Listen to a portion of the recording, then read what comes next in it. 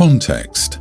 Back in 2015, I, male, now 35, had a major mental breakdown and a short stay in hospital after my ex-wife Lauren, now 36, abandoned me and took our infant baby son, James, now a tween, 250 miles away, under the pretense of getting more help with caring for him. After finding out she wasn't coming back and several weeks of very weird discussions and therapy, I said I wanted to separate. Lauren started a very, very messy divorce, including false accusations, threatening behavior against her and James, against me that still hurt to this day. It has taken years, child contact centres, and a lot of compromising to get to a stage where Lauren and James, and her partner, are all happy for me to visit. I always travel up to them as they refuse to meet in the middle. We have reasonably open lines of communication and plan these visits together. It's also essential to know that James is autistic and finds change very difficult and anxiety-provoking. Current day. After rescheduling 2 visits, one after Christmas, James felt too overwhelmed, and one in February, James was ill, I finally went up to see James. He even asked if my wife Kathy, 35, could come with me, which is a huge deal because he decided a couple of years ago that he'd rather it just be me. The visit went so well. James was very playful and more affectionate than ever, he got on well with Kathy, and I have some wonderful memories from it. A couple of days after the visit, Kathy and I messaged Lauren and her partner to tell them about our pregnancy. We didn't tell them before the visit because I wanted the focus to be solely on James and me. They've also always expressed that visits should be as positive as possible. We asked if we could discuss the best way to give this news to James and started talking about planning the next visit. Chaos. Lauren and partner replied, saying how disappointed they were in how we'd handled this. Lauren broke down in tears due to anxiety about what this could mean for James, and James figured something was up and basically put one and one together. He is furious and extremely upset, thinking he's being replaced. He doesn't even want my name mentioned. Cue Lauren accusing me of not doing enough to visit. I've sought counselling and have been told I have a form of CPTSD from the abandonment at my weakest time, and not forgetting the amount it costs to travel and stay where they live. The partner, who typically goes above and beyond and is an excellent role model to James, telling me it wasn't the courageous thing to do and that we should have brought it up on the day. Why would I spring that on them with zero notice? We've been told to leave them alone for a while. I can't see how we could have approached this any better than we did. When messaging, I also asked when a good time to message would be so that James wouldn't be using Lauren's phone for games, etc. Am I the idiot? Edit. I thought about visitation rights several years ago, but the truth is that I need the flexibility to arrange, and rearrange if need be, the visits to coincide with how I'm doing with my health, not to mention my bank account. Oh my goodness, not the idiot, OP. You're doing everything you possibly can to be a good dad. You've had every obstacle in your way, most of them put there by your idiot ex. You handled everything perfectly. I think your ex is jealous. You sound like a great dad. Please don't feel like the idiot. You're absolutely not. May I suggest that your son's autism is not the problem at all, but instead his mother's reactions that exacerbate things for him? And in this case, I think she's done it on purpose. I think some small part of her was hoping you'd keep begging her to take you back, rather than realize it wasn't meant to be and move on from her. You have a right to move on. After all, she did. And you can't be held hostage to this idea that every change you make in your life will negatively affect James. That's absurd. You can't erase one child to suit the needs of the other. Get a family lawyer and seek legal advice on what to do about seeing James more regularly. I'll go against the grain and give your ex some grace. Come on, dude. You can't afford to visit the son you currently have, and your mental health can't take it, but your wallet and mental state can afford to have a whole second kid that you will have to fully raise, and you're not interested in getting the courts involved to properly settle the custody dispute because it's so hard for you to see him. And you're asking us why your firstborn feels like maybe you're abandoning him? You don't think maybe the reason everyone's mad at you is because you're insisting you don't have the time, money, or mental health for your son, but you do have all of that for another kid with your new wife? Do you really not see the issue there? You are the idiot. I have an acquaintance, Lola, 26 female, who is single and has been looking for a partner for a very long time. She's on every dating app and wears white whenever we go out to manifest a husband. I don't choose to hang out with her alone, you will see why, but she is friends with a couple of my friends, so we hang out together in groups a lot. When we hang out, she constantly complains about her dating life. Even if we're talking about something completely different, she finds some way to make the conversation about her boy troubles. Though I avoided direct conversation with her about this and left it to others to validate her, it's become abundantly clear that she cannot bag a man. Lola has a long list of demands, most of which she does not meet. She wants someone who is ambitious in his career and makes 6 figures. She works part-time, lives with her parents, and doesn't seem to be in a hurry to move out. He needs to go to the gym regularly and take care of his body. Lola is overweight and hates exercise. He needs to play an instrument and be into music. Lola says she's never picked up an instrument in her life. He has to be over 6'2". Lola is 5'2". She complains that when we go out, no guys approach her, but I've seen plenty of guys ask her to dance, buy her a drink, etc., and she rejects all of them. I stay quiet when Lola goes on her long, frequent rants, but a few days ago we were at brunch with some other friends and she asked me specifically for advice. My fiancé Jim is tall, athletic, ambitious, and musically gifted, and she wanted to know how I got him. I tried my best to explain to her nicely that people tend to choose partners who are similar to themselves. Jim and I go to the gym together every day. We're both very dedicated to our jobs and we have a lot of similar hobbies and interests, so we have a lot to talk about. I told her that if she wants to find a man like that, she should consider applying herself more in her job, going to the gym and picking up a hobby she wants her partner to have. Otherwise, she could either date a guy who is as interested in her as she is, or be comfortable with being single. I thought I was being polite, but this ultimately killed the mood. Lola got really upset and accused me of fat-shaming her, even though I never said anything about losing weight, just going to the gym because she wants her partner to go to the gym. One of my friends told me Lola is worthy and deserving of a great guy and doesn't need to change herself. I ended the brunch with what I thought was helpful advice. Afterwards, I got texts from friends demanding I apologize to Lola, but others supported me and told me that I was right and Lola was way too sensitive. I was trying to help, but would it have been better if I just lied? Was that an inappropriate thing to say in that setting? Was it an idiot move for me to give that advice? Not the idiot. You gave Lola honest, helpful advice when she asked for it. You didn't fat-shame her. You just pointed out that people often date those with similar lifestyles. If she wants a fit, successful guy, she should work on those things herself. Lola got defensive when faced with the truth. Your friends are enabling her unrealistic expectations by saying she deserves an amazing guy no matter what. Sometimes we need to hear hard truths from our friends, even if it hurts at first. Oh, she's probably reading way too many romance novels or fics where Edward Cullen, a rich, glittery, angelic vampire who is perfect in every aspect, falls in love with her because he caught her smiling at a pigeon in a fountain. The breeze caught a perfect lock of her brilliant hair, revealing the most glowing, vibrant brown eyes this man had ever seen. He decided to invite her to have dinner on his helicopter while they watched the city lights, got bugs on their sandwiches, and connected as two long-lost twin souls. She wants a trophy husband who pays for himself. She needs to change something to meet these people. People who earn high salaries don't usually socialize in the same places as part-time retail employees. Athletic people tend to spend a lot of time doing athletic activities, likewise avid musicians. OP's friend is basically trying to meet a Wall Street banker in a sleepy Florida beach town or a skilled ocean fisherman in rural Montana. We have been seeing each other for a year and everything looked and seemed as if we were a couple. He said he loved me and I told him I loved him.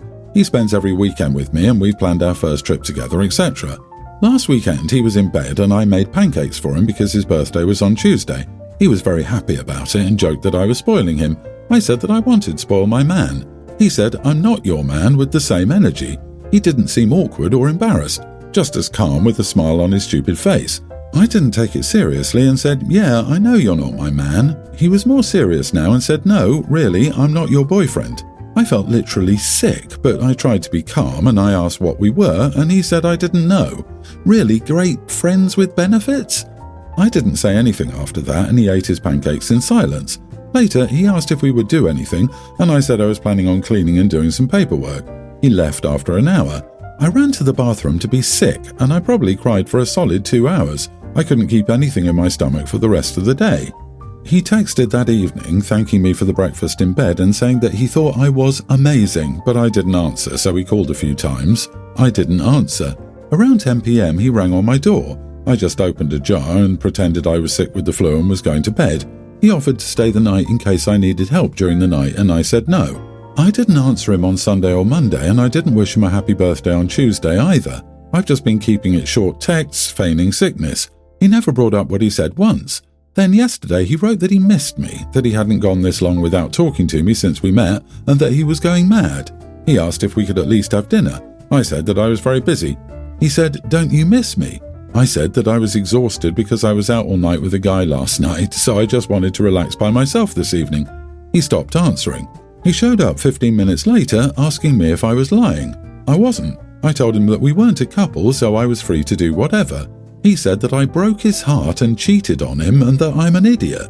I waited for him to leave before I started crying. He is right, we've never had the talk. Actually, I never asked him what we were. I just assumed because I loved him and I thought he did too. But I know we aren't together. Why was he upset that I slept with another man yesterday? Was I the idiot? Was it cheating? We're not together and you cheated on me. That's some wild delusional crap right there. Definitely not the idiot.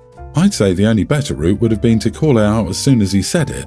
These types of losers will go and tell their buddies that you were a slut and cheated without any additional context. From what I've seen in the past, these kinds of guys love to play the victim. He didn't just stop at saying you weren't together or that he wasn't your boyfriend. He even said you were a great friend with benefits. That is so extremely insulting if he's going to act like you're exclusive. I bet he only expected you to be loyal, not him. He wants a girlfriend and a relationship without committing. What an idiot. OP, you dodged a bullet with your truth serum pancakes. Block him. He isn't worth a response. He doesn't deserve your love or pancakes. We went on a family cruise that has become a yearly tradition.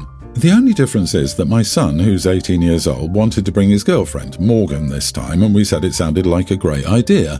We paid for her trip and everything she'd need, and it was pretty costly. Because of this, we couldn't pay for our teen niece. Her parents don't have much expendable money, they're pretty poor, and she was unable to come on this trip. We promised we'd go on another cruise during summer and pay for her to come. I felt bad we couldn't bring her, but we wanted our son's girlfriend to feel welcomed. Well, she's been a little difficult. I'd met her before and thought she was a lovely girl, but I got a completely different interpretation of her on this trip. When she first saw her room, she said she was expecting more and it seemed small. That really rubbed me wrong, but I ignored it. My son told me she came from a wealthy family. My kids were sad their cousin wasn't here, but I told them to spend time with Morgan. Unfortunately, they've been getting into fights. Morgan yelled at my kids because they used a handicapped elevator specifically designed for disabled people. She said it was rude and entitled. My kids pointed out that they got lost and had no idea where they were. They found the elevator and decided to take it up. They said no disabled people were using the elevator, but if they were, they would have given it up immediately. But Morgan said it was really entitled and crappy of them. I don't understand the logic here. It seems like she's starting fights over nothing, and I'm confused by how she's parenting my kids. She's been getting into multiple fights with my daughters who are exhausted by her. I overheard them talking about how awful she was at dinner and approached them to tell them to shut up. People can hear them, and we don't want Morgan to feel unwelcome. They said they were tired of her. She was super entitled and still complaining that we didn't spend money on a better cruise or better things to do. Unbelievable, because this cruise was around $2,000 for each person. They said I was an idiot for leaving their cousin at home and inviting this entitled person instead. They said their cousin should be there, not this lady. I told them we needed to show support for their brother's relationship, someone who could be a part of the family one day. I'm sad to leave my niece home too. Am I the idiot here? You are the idiot. It was nice that you wanted to let your son have his girlfriend along, but if it was a money issue and she supposedly comes from money, she should have paid for herself. You obviously had not truly spent any time with her prior to this trip. This reads disaster on any trip. Telling your kids to suck it up on their vacation because she may be family someday. How long has your son been dating this wonderful girl? If she comes from a well-off family, why didn't her parents pay for anything? Short-sighted and really inconsiderate to your own kids and niece. Sounds like your son is the golden child if they have to kowtow to his entitled girlfriend. He's only 18, so do you really think she will be his forever? OP, you ruined everyone's vacation by being short-sighted and allowing your son to dictate the invite list. Stop being an even bigger idiot by trying to get your daughters to spend time with her. They obviously don't care for her and she doesn't like them. Forcing them to spend time will not fix this and will only widen the chasm. My older brother's 26 name is Victor, but no one has ever called him that, ever. Everyone calls him Vic. I call him Vicky, which is something I started as a kid. He's 10 years older than me and he doesn't live at home, yada yada. Anyway, we're going on our family vacation in a week. I was allowed to invite a friend, a female teen. I invited a friend from my dance class. We've gotten pretty close recently. I told her we'd be sharing a room with Vic. She was fine and we started planning our trip. Anyway, yesterday my friend came over. She's never met Vic, obviously, and our parents wanted her to meet him before we fly because he'll basically be responsible for us. Our kids pair the kids off so they get to relax. When she was introduced to him, she immediately freaked out and told me she no longer wanted to go. She got her parents to take her straight back home. I was obviously upset and didn't know what had happened. She called me later and said she was upset because I'd never told her Vic was a man. I was confused because, yeah, I'd never outright called him a man, but I've definitely called him he before and referred to him as my brother. I said this to her, and she told me she never heard me call him he, blamed my accent, and that she assumed brother meant my other brothers. I have 7. She told me she doesn't feel comfortable sharing a room with a grown man for a week and no longer wants to come. I'm really upset, but I feel like if it was that big of a deal for her, she should have asked. I told her she was being unreasonable.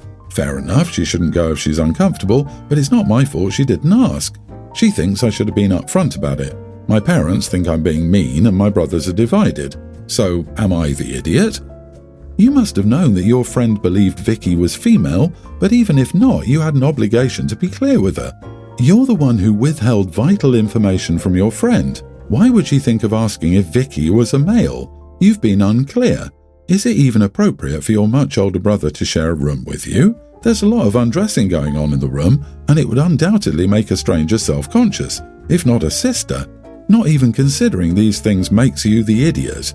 The friend is a teenager and the brother is 26. How idiotic is this family to think it's appropriate for an adult male to share an intimate space with an unrelated female child? Aside from wildly inappropriate, that is... I'm having a hard time understanding how this situation even happened. She never once said, my brother Vic or something. I'm going against the grain and say no idiots here. You're both teens, it was a miscommunication. You thought she knew, but she didn't. But in that case, your parents are the idiots because they should have made your friend's parents aware of the accommodations. As a parent, I would absolutely have a problem with such an arrangement.